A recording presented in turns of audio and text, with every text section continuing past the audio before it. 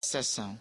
Presidente, antes eu queria fazer referência hoje pela manhã, esteve aqui no Senado da República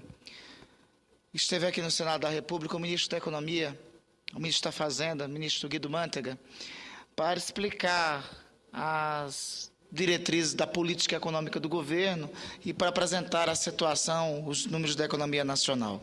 Eu queria dialogar um pouco com o que foi, no dia de hoje, a exposição do ministro Mantega. Mas antes faço questão de registrar aqui a Vossa Excelência e a todos que nos ouvem e nos assistem pela TV Senado, o projeto de resolução que vamos apresentar junto com o senador Pedro Simões, junto com o senador Pedro Táxi, no dia de hoje, que se refere à necessidade de estabelecimento de critérios para que servidores ocupem cargos em comissão no Senado. Acho que nesse ambiente em que a República, em que nós aprovamos recentemente no Supremo Tribunal Federal a constitucionalidade da Lei Complementar 135, é importante que todas as instâncias, as instituições da República apresentem exemplos e apresentem instrumentos para dar cabo e aplicação concreta à Lei Complementar 135 de 2010. Mas, senhor presidente, o ministro Guido Mantega discorreu hoje sobre os desafios do crescimento econômico do país no cenário de crise global. Apresentou os dados gerais da economia brasileira, como a economia brasileira tem enfrentado a crise, apresentou o que o governo avalia que é uma trajetória de crescimento do produto interno bruto, embora nós tenhamos tido uma radical queda agora no ano de 2011, muito abaixo do que era previsto pelo governo, e frustrando muitas expectativas, mas dentro de um ambiente, tem que reconhecer, de crise econômica mundial. Apresentou também as medidas do governo de fortalecimento do mercado interno, que considero uma medida positiva e necessária. Eu acho que fortalecer o mercado interno e não deixar o nosso mercado à mercê da economia internacional é a medida e a condução correta para a nossa economia. Destacou que uma dessas medidas de fortalecimento do mercado interno é a expansão contínua da massa salarial, mas, por outro lado, também destacou, disse o ministro aqui, que é necessário, o que foi definido pelo ministro, uma rígida política de controle fiscal.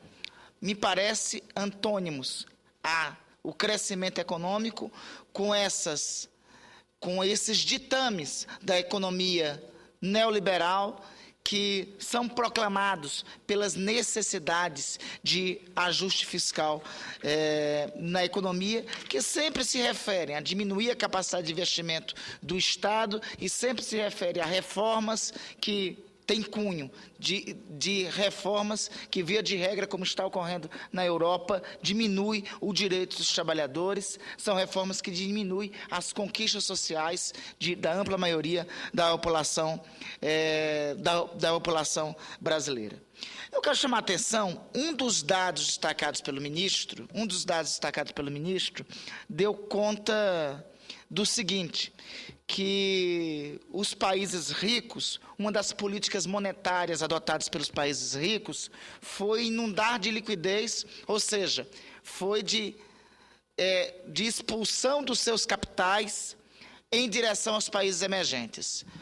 E o ministro destacou que dos capitais que fogem da Europa, fogem dos países ricos, o total de 8,8 trilhões de dólares, boa parte desses capitais foram para os países emergentes, se deslocaram para os países emergentes, notadamente, parte deles, consequentemente, veio aqui para o Brasil. A pergunta, por que esses capitais voláteis se deslocam como uma nuvem dos países que estão em crise econômica e porque boa parte desses 8,8 trilhões de dólares vieram para o Brasil. Ora, vieram para o Brasil atraídos pela nossa taxa de juros. A nossa taxa de juros ainda é uma das maiores do planeta. Esses capitais, eles vêm para o Brasil, aportam aqui, mobilizados pela nossa taxa de juros, para investir na indústria brasileira, para investir na produção de commodities? Não. Eles aportam aqui para se ancorarem no mercado financeiro. Eles se aportam aqui para crescerem com a nossa alta taxa de juros.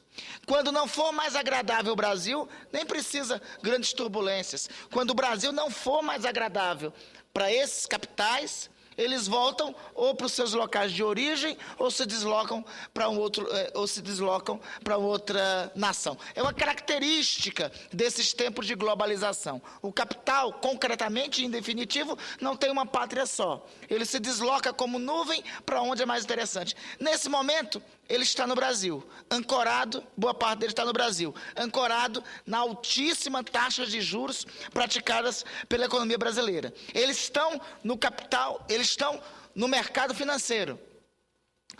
Eles estão no que eu chamo concretamente na especulação, na agiotagem financeira. Porque um capital que ancora numa taxa de juros de 9% ao ano está ancorado na agiotagem financeira. O Brasil, no meu entender, fica com isso vulnerável para esses capitais. Em virtude da entrada desses capitais, uma das medidas adotadas pelo governo brasileiro foi o aumento da IOF, o aumento do imposto sobre operações financeiras para taxar a entrada desse capital. Mas olha, senhor presidente, qual é a discrepância presente nisso? É que a taxação do IOF não faz cócegas nesse capital estrangeiro, nesse capital volátil que entra na nossa economia. O governo brasileiro, em 2006, isentou este capital do imposto de renda. Com isso, os ganhos desse capital estrangeiro com a dívida interna, os ganhos desse capital estrangeiro com a dívida externa, triplica em nosso país, muito mais que triplica, que quadruplica em qualquer outra nação, em qualquer outra nação no mundo. Então veja, nós brasileiros somos tributados em 27%, qualquer brasileiro médio, qualquer professor universitário, qualquer professor que tenha uma renda superior a 3 a 4 mil reais, é tributado em 27% dos seus vencimentos. Esse capital estrangeiro que entra no Brasil com a reles taxação do imposto, do IOF, ele é isento do imposto de renda. Ele não tem nenhum tipo de tributação. Me parece que está aí uma grande injustiça e uma enorme, no meu entender, senhor presidente, vulnerabilidade da nossa economia. E esta vulnerabilidade da nossa economia, me parece que precisa de medidas mais firmes por parte do governo brasileiro. Fico feliz, senhor presidente, que eu senti neste aspecto, pelo menos o ministro Mantega declarou para nós que estava à disposição para dialogar sobre o restabelecimento da taxação do imposto de renda sobre esses tipos de capitais. Nesse sentido, tramita, senhor presidente, aqui no Senado, um projeto de lei da senadora Marinô Brito, da minha querida companheira do Partido Socialismo e Liberdade, senadora Marinô Brito, que restabelece a taxação desses capitais, restabelece a taxação do imposto de renda sobre esses capitais. Foi designado o brilhante senador Lindenberg Farias para relatar essa matéria e hoje o senador Lindenberg me disse que o parecer dele é favorável à matéria. Senhora, se há uma manifestação favorável por parte do ministro da Economia brasileira, se há uma manifestação favorável por parte do senador Lindenberg de que esses capitais têm que ser taxados, me parece que é urgente que nós aprovemos essa matéria proposta pela senadora Marinô Brito para reparar essa injustiça e até para proteger a nossa economia, porque nós não podemos ficar à mercê da volatilidade desses capitais. Assim como eles vieram, eles vão. E quando eles saírem, eles podem deixar uma terrível nuvem de capital especulativo sobre a economia brasileira. Esse me parece que é um dos desafios. E esse desafio, senhor presidente, me parece que tem que dialogar com um outro dilema, que aí está um dos problemas da política econômica. Nós temos assistido a última queda, a queda anunciada do Produto Interno Bruto, recentemente, e os últimos dados, e os últimos números, e o próprio ministro hoje reconheceu, dão conta de uma brutal queda da produção industrial brasileira. Os últimos dados dão conta de uma queda de 2,1% da produção industrial em janeiro último. Esses números, esses dados da queda da produção industrial e os dados do PIB analisados mais detalhadamente, dão conta que nós estamos assistindo um aprofundamento do nosso processo de desindustrialização. Veja, os dados do PIB dá conta de um crescimento da economia de 2,7%. Isso, até as perspectivas as estimativas mais pessimistas não apontavam uma queda tão drástica do nosso Produto Interno Bruto. Se nós fizermos a dissecação do nosso Produto Interno, desses dados do PIB, que foi anunciado há 2 semanas pelo IBGE, foi anunciado semana passada pelo IBGE, eles revelam outras tristes constatações para nós. Vejam só.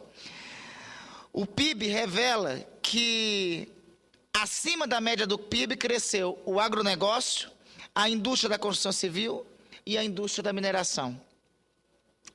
A indústria de transformação, que compreende as fábricas, que compreende concretamente a produção industrial, que é de onde saem todos os produtos, os produtos de fato com valor agregado, cresceu 0,1%. Então, senhor presidente, veja o nosso dilema. Nós tivemos uma queda do nosso Produto Interno Bruto, mas não é só a queda que nos assusta. É que dissecado o PIB aponta no caminho incorreto para o país. Dissecado o PIB aponta que nós tivemos um crescimento maior do agronegócio, tivemos um crescimento maior da indústria de mineração. Indústria de mineração é indústria de extração, é indústria de exploração de matéria-prima e de exportação. Ou seja, a indústria de produção é na prática tão igual ao agronegócio. É exportação de commodities. E o que interessa, que é o produto com valor agregado, que é o crescimento da indústria, que é o que gera empregos na economia, que é o que dinamiza a economia brasileira, nós tivemos um crescimento de 0,1%. Quais razões a se atribuir isso? Aí tem a primeira alegação concreta sobre o que nós estamos vivendo. Nós estamos vivendo claramente, e a própria Presidente da República, e eu quero destacar que a própria Presidente da República reconheceu o problema que temos tido no câmbio, não à toa que a sua definição da semana passada é que nós estamos sendo vítima de um tsunami cambial, e hoje o próprio ministro da Fazenda reconheceu que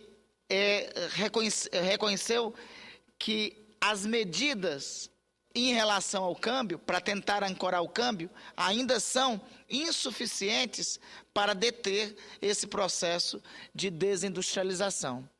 E esse processo de desindustrialização, senhor presidente, é resultado dessa combinação que não vai desse volume, dessa receita, que não combina com desenvolvimento, que não combina com o futuro do país.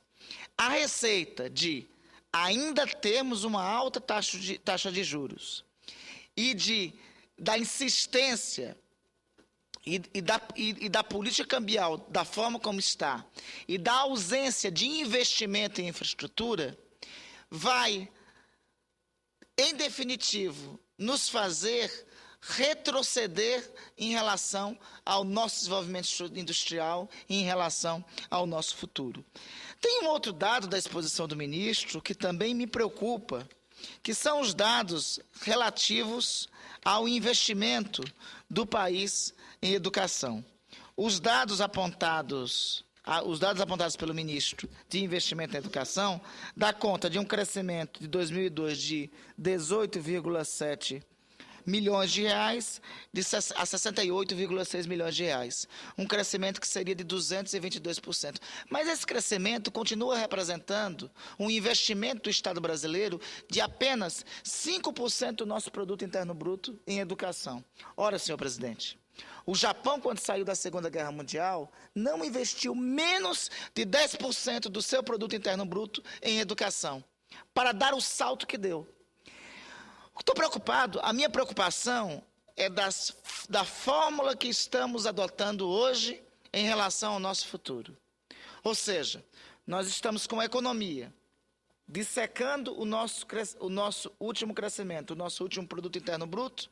Nós temos visto um crescimento da exportação de commodities, nós temos visto um crescimento do agronegócio, mas nós temos visto uma retração da indústria. Ou seja, nós consolidamos um cenário que tínhamos desde o século XIX, de ser um simples exportador de matéria